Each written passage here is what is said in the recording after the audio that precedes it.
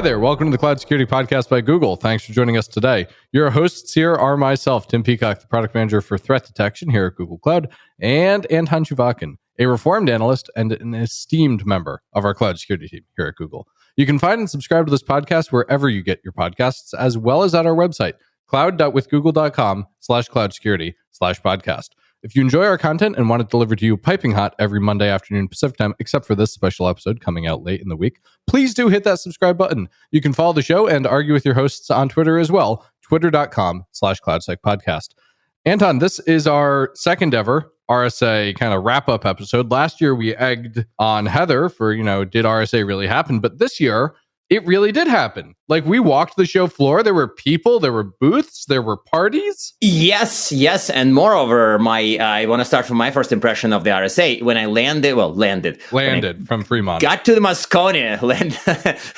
When I got to Moscone, I was like shocked by the normalcy of it, of all of it. Like, it looked like humans mulling around and like talking to other humans, like the whole thing just shocked me with its normalcy. This was my first big event after RSA 2020. Which was not a super spreader event somehow. Which was not a super spreader event, because I think if you count the news coverage, one person got sick, maybe at RSA. Maybe. Yeah, so I think that maybe. Nobody knows, but like it wasn't any kind of brouhaha of like, oh my God, you infected me. So deep in my heart, I frankly don't think this one would be bad, but I have no idea. I wore my N95 on the floor. For sure. I was armored. I was shocked by how many people were walking around maskless. Correct. Yes, I was at the Innovation Sandbox. It was like a big crowd of people sitting together, and I was like kind of hiding behind my respirator and like, oh my God, I'm going to be fine. But ultimately, hundreds of people were in the same room for 3 hours. Oh God. Well, okay. Enough about the mask. Okay, enough of that. One thing I noticed was that nobody was dressed up like a Viking this year. So Norse security must really, really be a very dead horse to beat on. I did see people in lab coats, but that was really the only costumery I saw. I think the industry has come a long way since I joined it, and even further since when you joined it. I think there were some caped people in vaguely superhero-ish themes. That's so much better than it used to be. I remember them flying by, or running by me, and I felt like, oh, superheroes. And that's the only costume I picked, yeah. That's amazing. What progress we've made there. Where have we not made progress? Because I'm sure there's things we can make fun of now. Yes, and I would probably prefer to start at Zero Trust. Zero Trust. Because, to be honest, I felt like 2 years before and a few years before, people were trying to say Zero Trust is kind of a big theme. But I felt like this time, Zero Trust is really being jammed down my throat. Because, yes, I mean, I've seen a password manager claiming Zero Trust for passwords. I saw a physical access card company claiming to be Zero Trust. No. Yeah. Their booth said passwordless auth. I'm like, yeah, because you're key cards. Right, but did they say Zero Trust specifically? But they did. They did. They said passwordless Zero Trust key cards. I was like, what the I think people are overdoing the whole attached to a theme this time, because to me, Zero Trust was kind of a bit of an oppressive presence, because it showed up from another example. I remember an anti-DOS vendor saying that they enable Zero Trust visibility. So like, it's not the point that they're wrong. The point is that it's like a very tenuous little tiny thread connecting them to Zero Trust. There's a connection, don't get me wrong, but it's like really... But not a strong one. No, do you really have to say that? So Zero Trust was one thing that kind of maybe not annoyed me, but it was everywhere, including many places where it frankly shouldn't be. Well, this does answer a mystery, though. We had wondered for a while why the ZT episodes were so popular. It's all the booth designers were listening to those episodes and thinking, I should put that on my booth. I think so, too. But some of them were a year late, but that's okay. Yes. Yeah. And some of them perhaps a thematic dollar short. What else did we see? I saw a lot of MDR. MDR, yeah. But it's almost like there was an MDR alley. I think the whole thing was an MDR alley. You walk past the MDR vendor booth, and then next to an MDR vendor, what do we see? An MDR vendor. What's about the next booth? Hey, it's an MDR. But I'm not annoyed by MDR, by the way, if you do it well, because I think a lot of people need help. No, I think it's a good model. Yeah, it's a good model. It's definitely going to help. People who don't know how to do detection, they don't know how to cook. They don't know how to even reheat. Right. So they need help with everything. They want to go to a restaurant and get detections from an MDR to refer back to hooking. You think about it, like, why should a school district have a cybersecurity person? They shouldn't. A school district should not think about this. That's a good example as well. So MDR, to me, if you do it well, if you don't just relabel an old, annoying, barely working model, and you do an MDR well, especially for cloud. Yeah, cloud abstracts nicely. You don't have to worry about all the different, kinds of weird firewalls and VPNs people have hanging around. Speaking of VPNs, what's the crazy thing you learned about VPNs? Because I took it in stride, but I think it's still probably eating at you. So what was your VPN lesson? It's eating at me, and that's what led me to think of a bigger theme at this RSA. So I was at the Innovation Sandbox, and there was a vendor. Actually, it was the same vendor who... Was there any actual sand there? No, but it was dark, so maybe it was under somewhere down there. Disappointing. So the point is that it's a vendor we had on the podcast, but that's not the point. The point is, she showed a slide that highlighted the fact that the VPN market today has the same size as all cloud security markets combined. If you define them broadly, round them up, and VPN market alone is larger than all of them put together.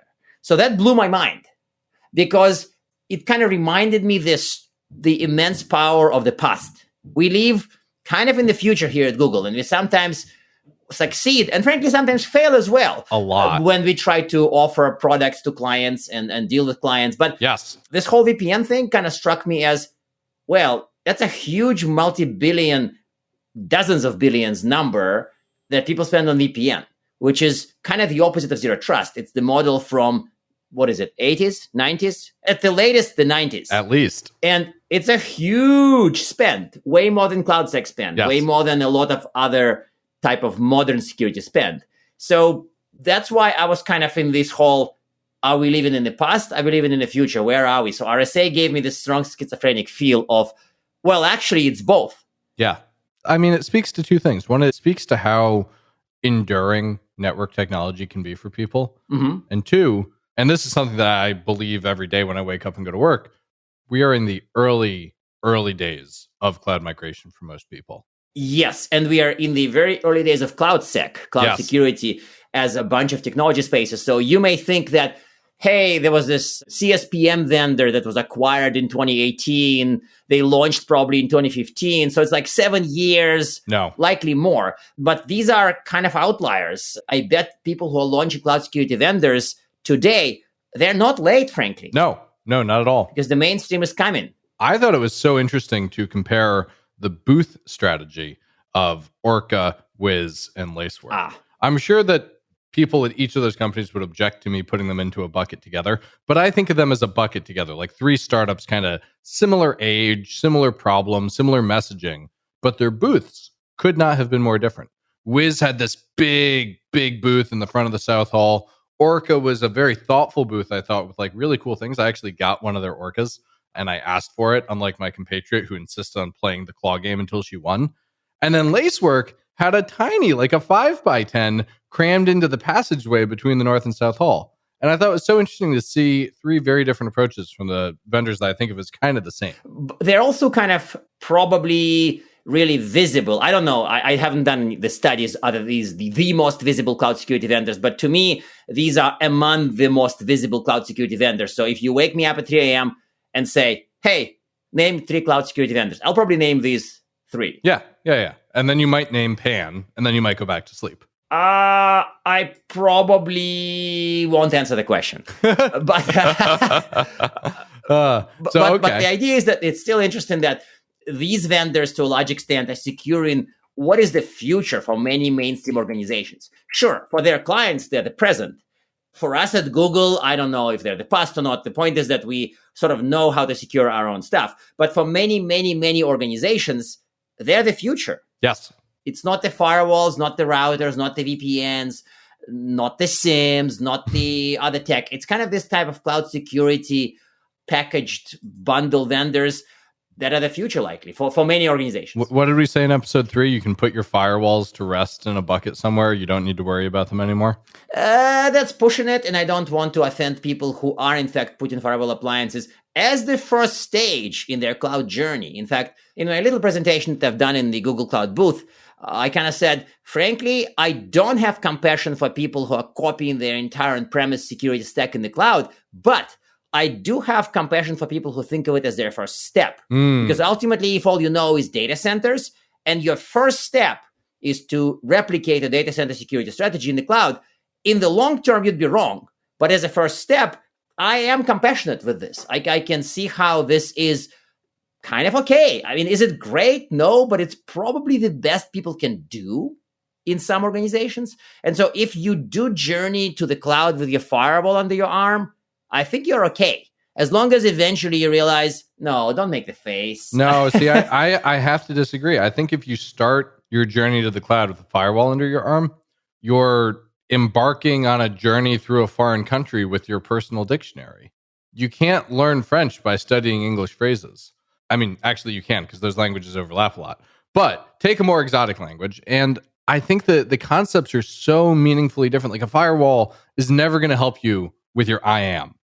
A firewall is never going to help you lock down API access when API access is through googlecloudapis.com. Like, it's just not how it works in the cloud. I think we disagree on this one. I don't disagree with you, because I actually think that as long as it's consciously seen as the first step, maybe the first step out of 3, maybe out of 15, but would you rather they completely ignore the firewall and go to the cloud without cloud knowledge and without a firewall? Well, the cloud network is a firewall. You don't need a firewall. You know that, I know that, but they don't know that.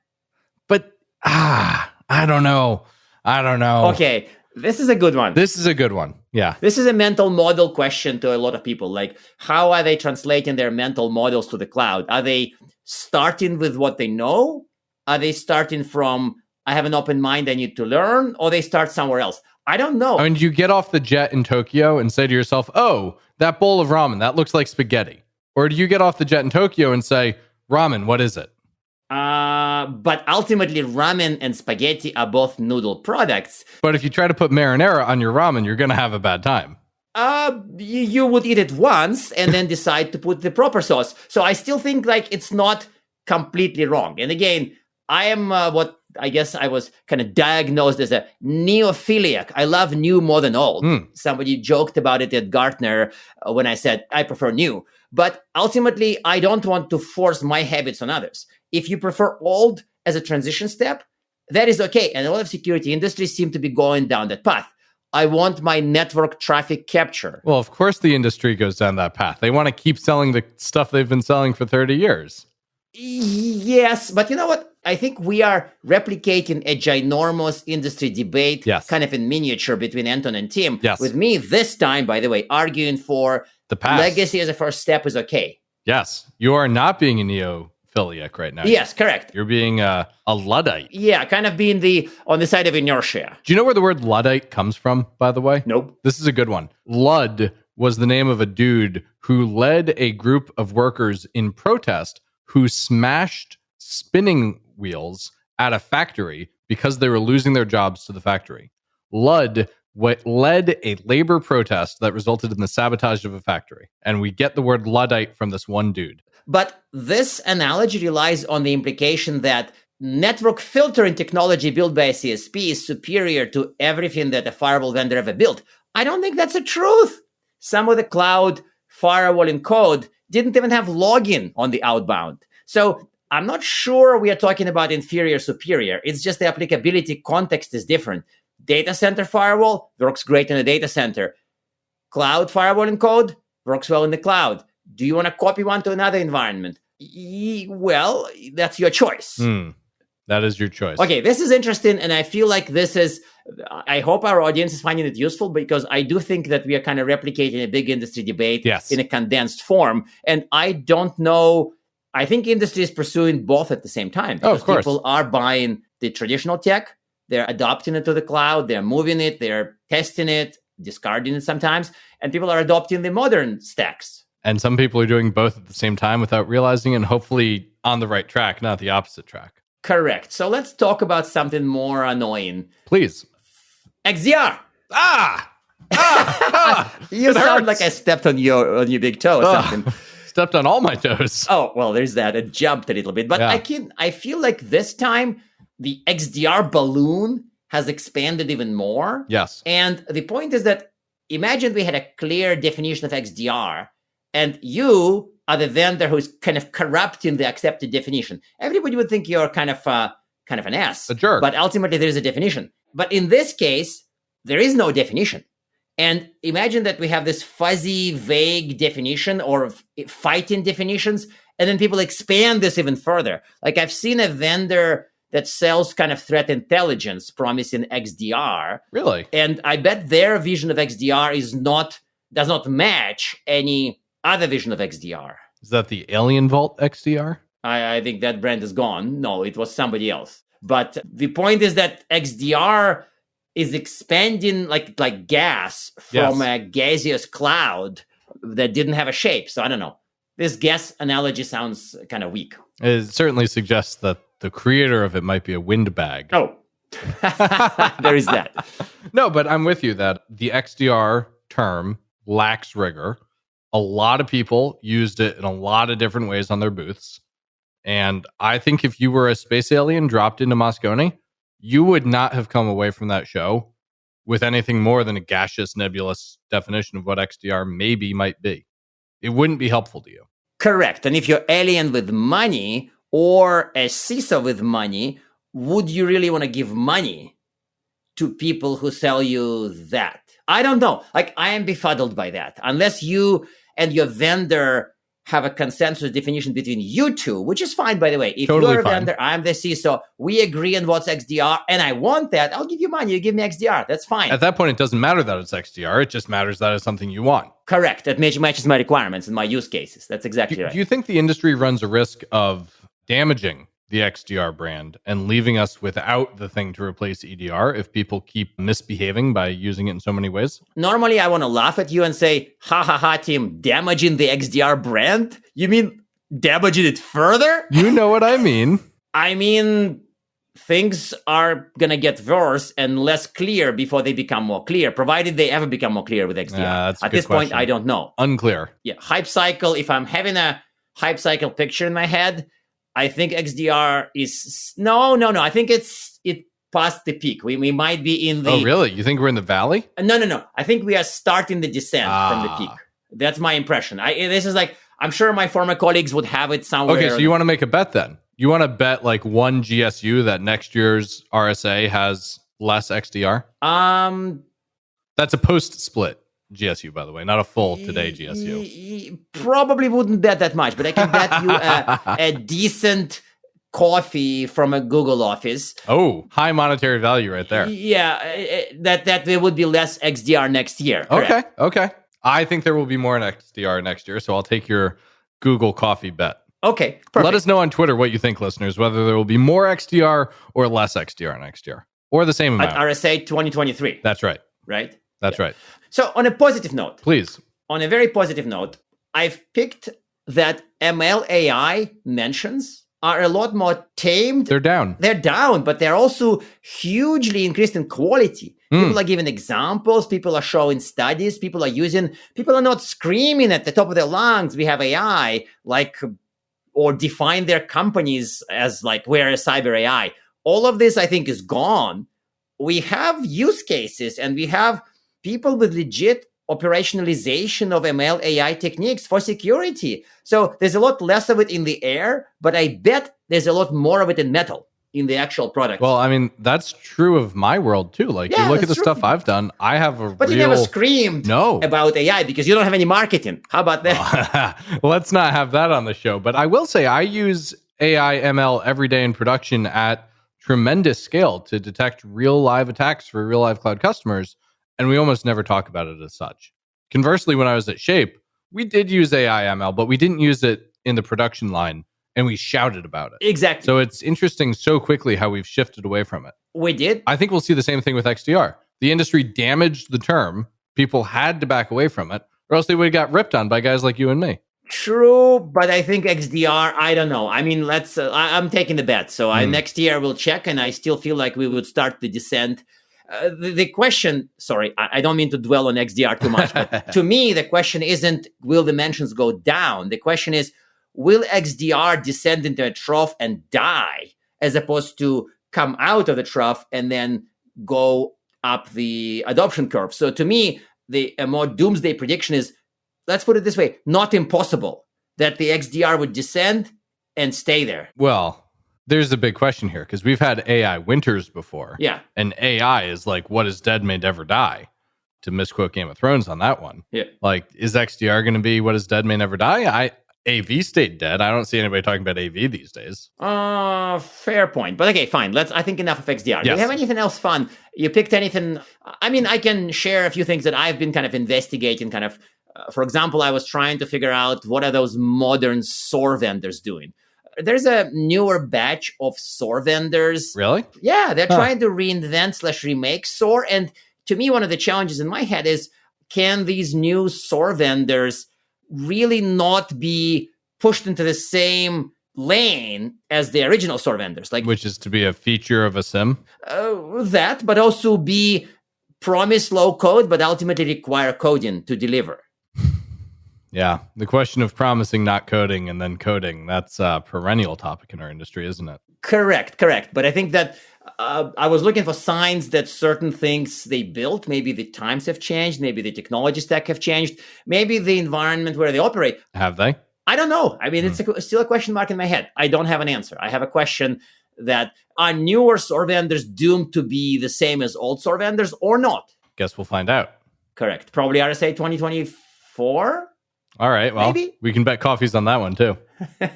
All right. Well, listeners, thank you for joining us for another RSA wrap-up episode. Let us know on Twitter or on LinkedIn what you noticed at RSA, what you think we should bet about for next year. And if you didn't find us on the show floor and say hi, you can find us next year because we'll be there 1 year from now. With that, thanks so much. And now we are at time. Thank you very much for listening and, of course, for subscribing. You can find this podcast at Google Podcasts, Apple Podcasts, Spotify, or wherever else you get your podcasts. Also, you can find us at our website, cloud.withgoogle.com/cloud-security/podcast. Please subscribe so that you don't miss episodes. You can follow us on Twitter, twitter.com/cloudsecpodcast. Your hosts are also on Twitter at Anton_Chuvakin and _Tim Peacock. Tweet at us, email us, argue with us, and if you like or hate what we hear, we can invite you to the next episode. See you on the next Cloud Security Podcast episode.